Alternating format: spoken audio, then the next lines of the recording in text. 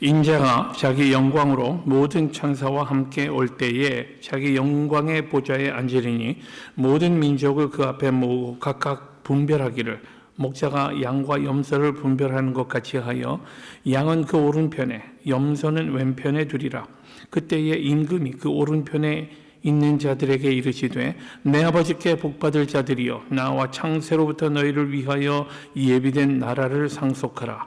내가 줄일 때에 너희가 먹을 것을 주었고 목마를 때에 마시게 하였고 나그네 되었을 때에 영접하였고 벗었을 때에 옷을 입혔고 병들었을 때에 돌아보았고 옥에 갇혔을 때에 와서 보았느니라.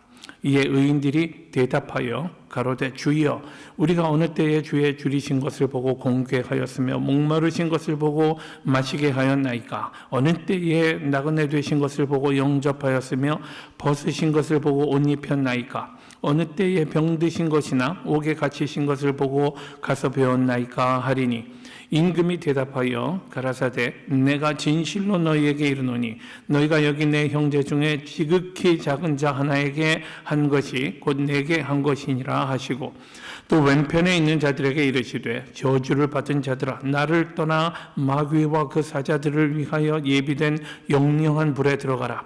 내가 줄일 때에 너희가 먹을 것을 주지 아니하였고 목마를 때에 마시게 하지 아니하였고 나그네 되었을 때에 영접하지 아니하였고 벗었을 때에 옷 입히지 아니하였고 병들었을 때와 옥에 갇혔을 때에 돌아보지 아니하였느니라 하시니 저희도 대답하여 가로되 주여 우리가 어느 때에 주의 줄이신 것이나 목마르신 것이나 나그네 되신 것이나 벗으신 것이나 병드신 것이나 옥에 갇히신 것을 보고 공양치 아니하더이까. 이에 임금이 대답하여 가라사대 내가 진실로 너희에게 이르노니 이 지극히 작은 자 하나에게 하지 아니한 것이 곧 내게 하지 아니한 것이니라 하시리니 저희는 영벌에 의인들은 영생에 들어가리라 하시니라. 아멘. 탈무드에 이런 이야기가 있습니다. 옛날에 어떤 왕이 있는데요. 그 왕에게 귀한 외동딸이 하나 있었습니다. 왕이 얼마나 아끼는 딸인데 그런데 이 외동딸이 병이 들었습니다. 중환병에 들어서 이제 죽어가고 있었습니다. 왕이 너무 다급하고 또 안타까운 나머지 온 나라에 그가 공포를 하게 됩니다.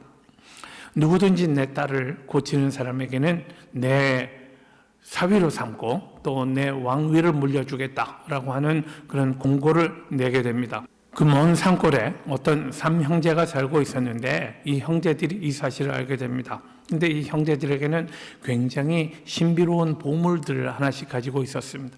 맏형이 가지고 있었던 것은 망원경입니다. 망원경. 저 멀리 있는 것을 자세히 볼 수 있는 망원경. 맏형이 이 사실을 알았습니다. 그래서 다른 형제들에게 이제 같이 가자 하는 거죠.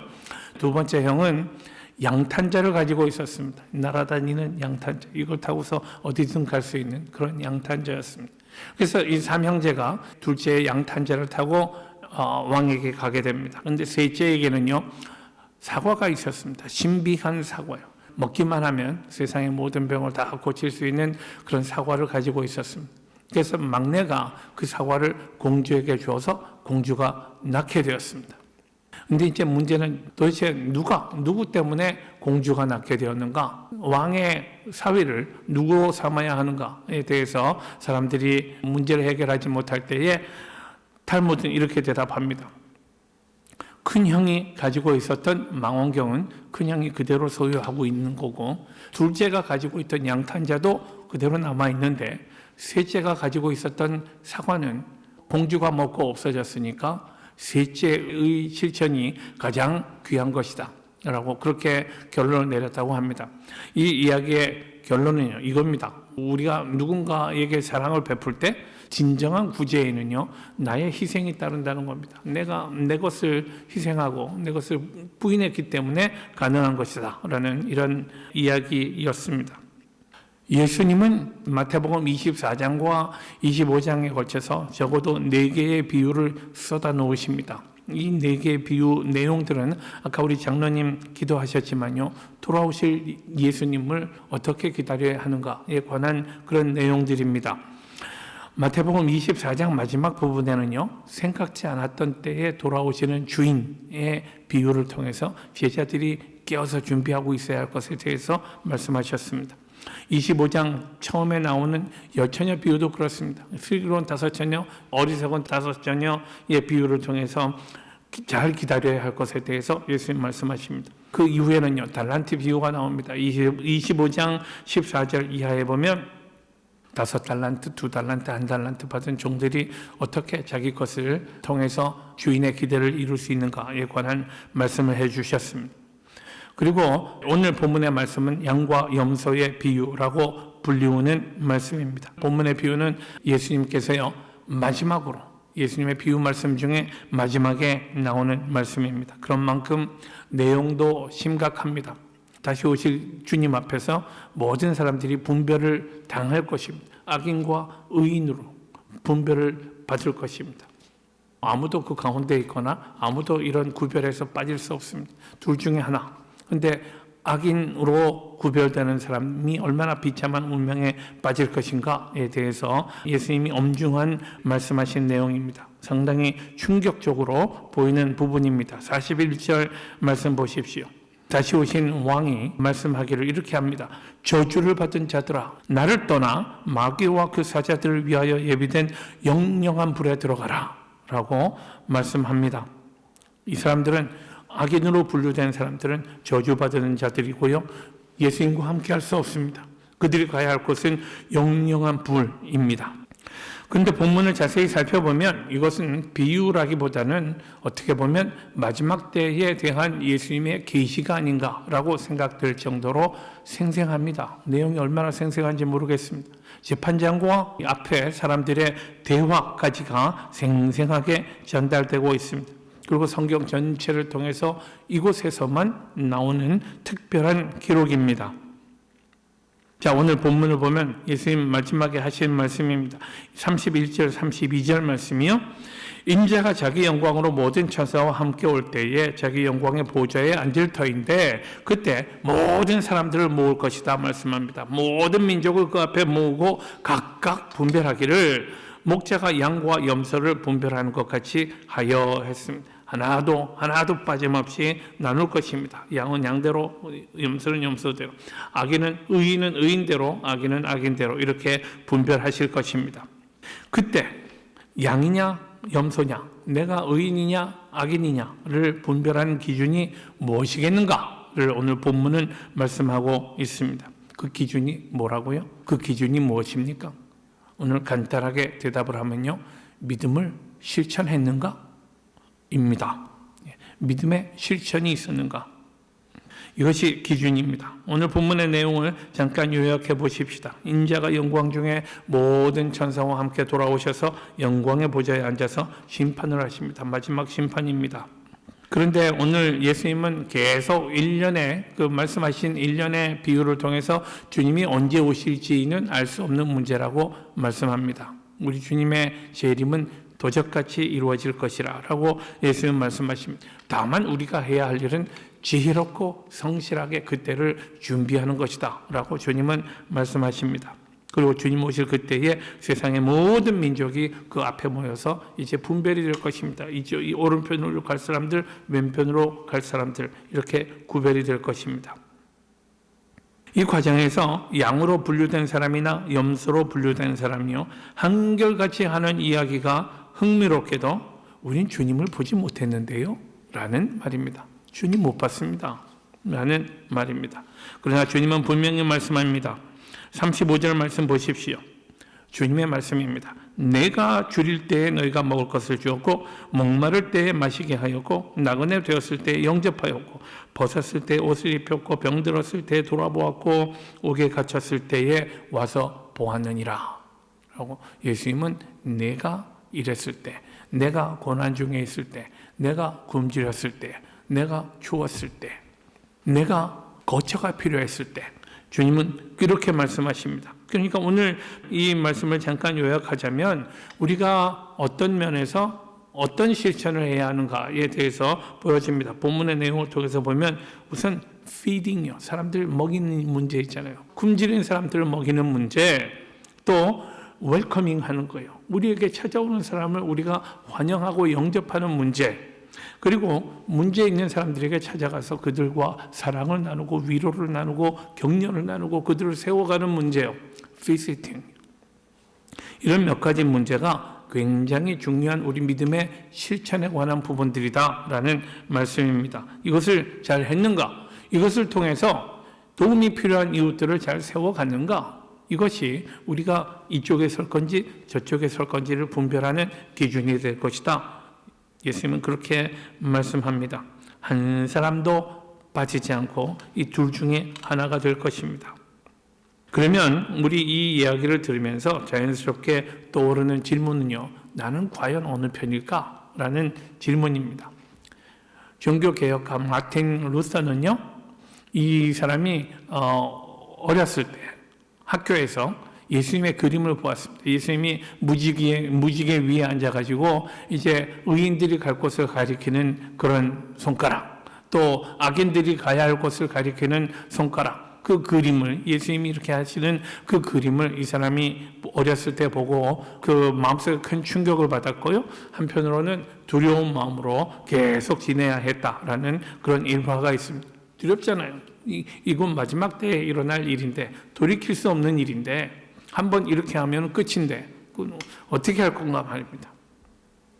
누구나 이 문제에 대해서 확신을 가지고 대답하기가 쉽지 않습니다.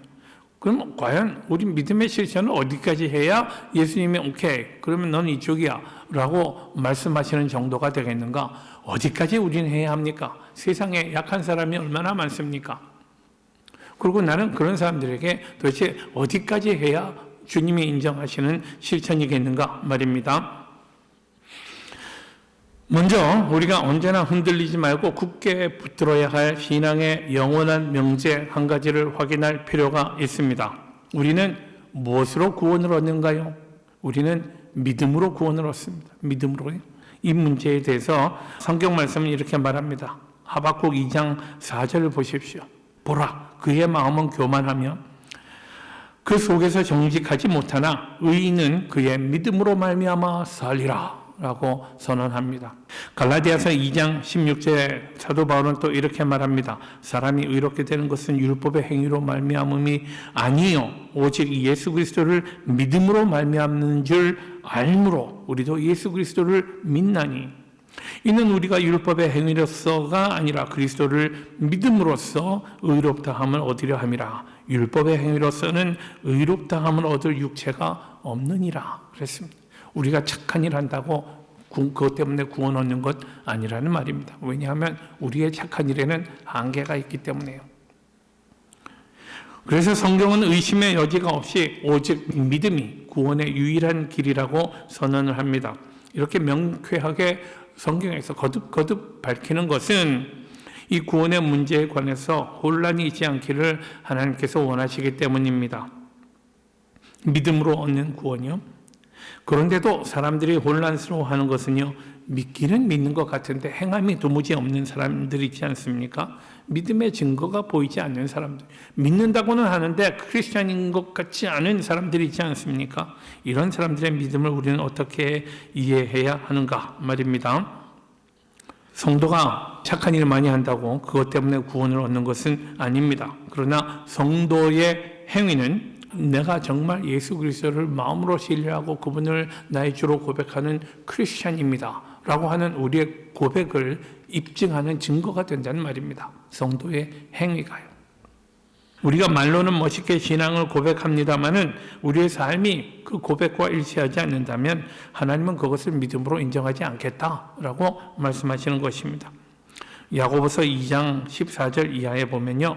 야고보 사도는 믿음과 행함의 관계를 힘줘서 강조합니다. 믿는 사람은 그 믿음으로 자기의 신앙을 표현하게 되어 있습니다. 그래서 야고보서 2장 17절 말씀 보십시오. 이와 같이 행함이 없는 믿음은 그 자체가 죽은 것이라 라고 그렇게 선언합니다. 그만큼 믿음의 실천이 중요한 문제. 우리가 믿는다고 얘기를 했으면 우리가 주를 사랑합니다라고 고백을 하면 그 사랑에 관한 실천이 있어야 하는 것 아닙니까? 그래서 우리는 예수 믿는 사람답게 사랑을 실천해야 하는 것입니다. 그러니까 이런 실천은 우리 신실한 나눔으로 표현이 되는데 이런 신실한 나눔이 올바른 믿음의 증거라고요. 그래서 이런 나눔을 통해서 자기의 믿음을 입증한 사람들에게 예수님이 말씀하십니다. 오늘 43절 말씀입니다. 내 아버지께 복받을 자들이여 나와 창세로부터 너희를 위하여 예비된 나라를 상속하라 라고 예수님은 이렇게 축복하십니다. 반대로 믿음을 입증하지 못하는 사람들은 뭐라고 말씀하십니까? 41절 말씀 보십시오. 저주를 받은 자들아 나를 떠나 마귀와 그 사자들을 위하여 예비한 영영한 불에 들어가라 라고 예수님 말씀하십니다. 이 두 경우가 얼마나 다릅니까? 얼마나 다릅니까? 자, 이제 오늘 본문을 적용하는 문제를 좀 나눠보려고 합니다. 첫 번째는요, 나눔에 대해서요. sharing이잖아요. sharing. 본문에 의하면 마지막 때 우리 삶을 주께서 심판하실 때 적용할 기준은 믿음의 실천이었다고 말씀드렸습니다. 믿음의 실천이 있는가? 그것은요, 예수님이 아까 언급하신 바와 마찬가지로 우리가 구체적으로 나의 것을 나누었는가? 라는 나눔이 있었는가라는 말입니다. 믿음이 사랑으로 표현되었나? 라는 이런 부분이요. 줄인 사람, 목마른 사람에게 먹을 것을 나누고요. 나그네를 영접하고 외로움과 고통 속에 있는 사람들을 찾아주고 그들에게 이웃이 되어주는 그런 삶을 살았는가? 그것을 주님이 증거로 보시겠다는 말씀입니다. 세상에 지극히 작은 사람은 아주 많습니다. 얼마나 많은지 모릅니다. 우리는 날마다 이런 사람들을 지나치며 살고 있습니다. 날마다 별 생각 없이 만나게 되는 수많은 사람들. 이렇게 작은 사람들이 당하는 고통에 무심하지 말라라고 주께서 당부하십니다. 자, 그래서 예수님이 이 비유를 통해서 우리에게 하시는 말씀은 나누는 사람이 되라는 것입니다. 말로만 주를 사랑한다고 하지 말고 그 사랑을 우리 삶 가운데 실천하라. 나눔으로써 실천하라 라는 명령입니다. 두 번째는요, 우리가 이런 나눔을 행하는 데 있어서 우리의 마음 자세는 어떠해야 하는가요? 어떤 사람들은요, 자기가 한 일은 이렇게 절대로 잊어버리지 않는 사람들이 있습니다. 자기가 한 선행들이 있잖아요. 절대로 잊어버리지 않는 사람들이 있습니다. 반대로 남이 나에게 잘해준 일을 하나도 기억하지 못하고 잊어버리는 사람들이 있습니다. 그런데 오늘 본문의 사람들은 별로 기억지 않았던 사람들인 것 같아요. 자기가 무심코 행한 일에 대해서 이 사람이건 이 사람이건 이 사람이건 별로 기억하지 않았던 것 같아요. 우선 주님이 칭찬하셨던 사람들이 대답한 말을 보십시오. 37절부터 39절입니다. 주여, 우리가 어느 때에 주의 줄이신 것을 보고 공개하였으며 목마르신 것을 보고 마시게 하였나이까? 어느 때에 나그네 되신 것을 보고 영접하였으며 벗으신 것을 보고 옷 입혔나이까? 어느 때에 병드신 것이나 옥에 갇히신 것을 보고 가서 배웠나이까 하리니. 예수님은 아마 너희들은 그렇게, 이 사람들은 이렇게 얘기할 거야 라고 말씀하십니다. 왜요? 의식하지 않았기 때문입니다. 그냥 자연스럽게 한 일이고요. 누구한테 보이려고 혹은 내가 누구한테 자랑하려고 한 일이 아니라는 말입니다. 그냥 그렇게 하게 되었다는 말입니다. 이 사람들 우리가 언제 주님께 했습니까? 주님인 줄 모르고요. 주님과는 전혀 상관없는 존재라고 생각하고 했던 거죠. 반면에 염소떼로 분류된 사람들도 똑같은 말을 합니다. 이 워딩이 똑같습니다. 그들도 대답하여 말하기를 주여, 우리가 어느 때에 주께서 줄이신 것이나 목마르신 것이나 나그네 되신 것이나 헐벗으신 것이나 병드신 것이나 옥에 갇히신 것을 보고 공양치 아니하더이까. 이 두 그룹 사람들 모두 우리가 언제 그랬습니까, 주님? 이라고 말하고 있습니다. 그들은 모두 자기 앞에서 도움을 필요로 하는 사람이 주님인 것을 알았더라면 자기들이 힘을 다해서 열심히 했을 겁니다 라고 말합니다. 또 그냥 지나쳐 갔다면 그가 예수님이 아니기 때문에 지나친 거지, 예수님이라면 결코 그냥 지나치지 않았을 것입니다 라고 말합니다. 그러나 주님은요, 주님이 하신 말씀 보십시오. 45절 말씀입니다. 이 지극히 작은 자 하나에게 하지 아니한 것이 곧 내게 하지 아니한 것이니라 라고 예수님은 말씀하십니다. 다른 말로 말하면 지극히 작은 자가 곧 예수님이다 라고 하는 대단히 중요한 선언입니다. 지극히 작은 자가 누굽니까? 가난한 사람, 아무도 신경 쓰지 않는 사람 있지 않습니까? 약하고 도움이 필요한 사람, 말씀이 필요한 사람, 그런 사람을 예수님 섬기듯이 섬기고 그들과 나누라 라고 주님은 당부하시는 것입니다. 안타깝게도 오늘날 많은 교회들은요, 작은 자를 없이 여기는 것이 많은 교회들의 문제가 아닌가 생각합니다. 반성하면서 그렇게 생각합니다. 교회에요, 주인공이 있습니다. 힘쓰는 사람들이 따로 있습니다. 또 조연이나 엑스트라 같은 역할을 하는 사람들이 다 따로 나뉘어져 있지 않습니까? 교회마다요. 이름 없고 존재가 드러나 보이지 않는 사람들이요. 그런 사람들 없이 여기고 그런 사람들이 눈에 잘 들어오지 않는다면 이것은 대단히 잘못된 태도입니다. 마틴이라는 로마 군대 장교가 있었다고 그래요. 이 마틴이라는 사람이 어느 전쟁에서 패하고요, 부상을 입은 상태로 많은 피를 흘리면서 비참한 모습으로 집으로 돌아가고 있었다고 그래요. 길 가는 중에 어떤 나병 환자 한 사람을 만나게 됩니다. 그가 물 좀 달라고 애원을 해서 그에게 자기 물을 주었다고 합니다. 그랬더니 그 다음에는 배가 고프다고 또 춥다고 그렇게 말을 합니다. 자기가 먹을 것을 가지지 못해서 먹을 것을 나누지 못했지만 춥다고 해서 자기 옷을 나눠주었다고 그렇게 합니다. 그러고 나서 자기 길을 계속 가다가 이 사람은 출혈이 너무 심해서 그만 죽고 말았다는 거예요. 그 마틴이라는 사람이요. 그래서 하늘나라로 갔는데 예수님이 자기를 영접하시는 걸 보고 너무 반가워가지고 막 그 가까이 가서 예수님 보고서는 그가 깜짝 놀랍니다. 예수님이 자기 옷을 입고 계시더라 라는 거죠.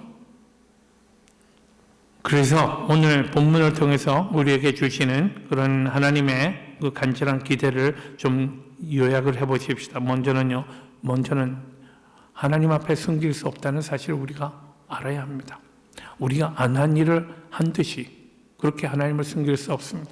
우리가 한 일을 안 했듯이 그렇게 숨길 수도 없습니다. 우리가 의식하지 못하고 한 일 혹은 하지 않은 일에 대해서 하나님과 대화를 나누는 장면을 보십시오. 하나님은 하나하나 다 기억하고 계십니다. 그러므로 하나님 앞에는 우리가 숨길 수 없다는 사실을 분명히 알아야 합니다. 두 번째는요, 하나님은 멀리서 지켜보시는 것이 아니라 우리 가까이에 가장 약한 사람으로 존재하시는 것 아닌가 하는 생각을 우리가 할 수 있으면 좋겠습니다. 오늘 본문에서는 최후 심판의 구체적인 모습을 보여주고 있습니다. 이 자리에서요, 사람들이 신학 이야기를 하는 것 아닙니다. 너 신학이 어떻게 틀렸고 그런 얘기하지 않더란 말입니다. 무슨 고상한 철학 이야기를 하는 것도 아닙니다. 도덕을 말하는 것도 아닙니다. 다만 도움이 필요한 사람들을 구체적으로 도왔는가? 어떻게 도왔는가? 어떻게 실천했는가? 하는 이런 사실을 주님께서 중요하게 여기신다는 점을 알아야 합니다. 도덕이나 철학이나 신학보다 더 중요한 것은 우리 믿음을 실천하는 일입니다. 우리가 삶을 놓고 주 앞에 서는 순간이 옵니다. 아무도 피할 수 없는 순간이고요.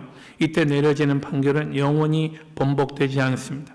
그 순간 심판장이신 주님께서 네가 내 이웃에게 나누는 삶을 살지 않았구나 라고 말씀하신다면 우리가 그 결과를 어떻게 감당할 수 있겠습니까? 그것은 너무너무 큰 문제입니다. 이제 하나님이 우리에게 주신 것에 좀 주목해 보십시다. 주께서는 우리에게 시간도 주셨고요, 재능도 주셨습니다. 또 우리에게 마음도 주셨습니다. 예수님처럼 살고 싶은 그런 간절한 마음을 주셨고요. 우리 안에 내주하시는 성령께서는 때로 우리가 주 앞에 엎드려 기도하기도 하시고 우리가 하나님의 말씀을 들을 때에 하나님께서 우리에게 깨닫게 하시는 은혜도 주셨습니다. 또 주님은 우리에게 물질도 주셨고 건강도 주셨습니다. 우리에게 주신 것들을 하나하나 돌아볼 때요, 귀한 것일수록 하나님께 공짜로 받은 것이 많더라는 것을 발견하게 됩니다.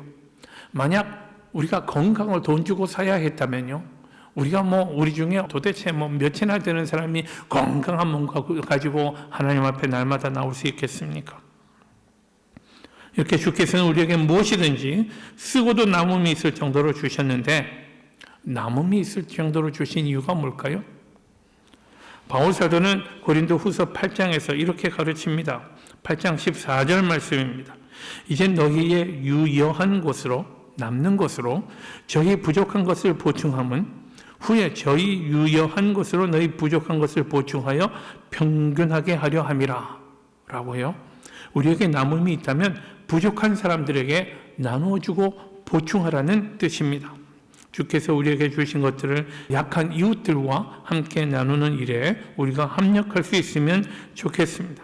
사랑하는 성도 여러분, 우리가 우리 주님을 정말로 사랑하고 또 믿음을 힘껏 실천하는 그런 주의 보배 같은 백성들이 되는 이런 복을 누리시기를 축원합니다. 기도하겠습니다. 전능하신 하나님, 오늘도 우리가 정성을 다해서 하나님 앞에 예배하게 하시니 감사합니다. 또 주님께서 말씀하여 주셔서 우리 주님 마지막 비유를 통해서 우리에게 주신 당부의 말씀을 우리가 감사함으로 받습니다. 주님 힘껏 우리의 사랑과 우리의 믿음을 실천하는 자들 될 수 있도록 인도하시고 마지막에 우리가 주님 앞에 설 때에 주님 앞에 우리의 믿음을 인정받는 자들 되는 귀한 복을 항상 허락하여 주옵소서. 예수님의 이름으로 기도하옵나이다. 아멘.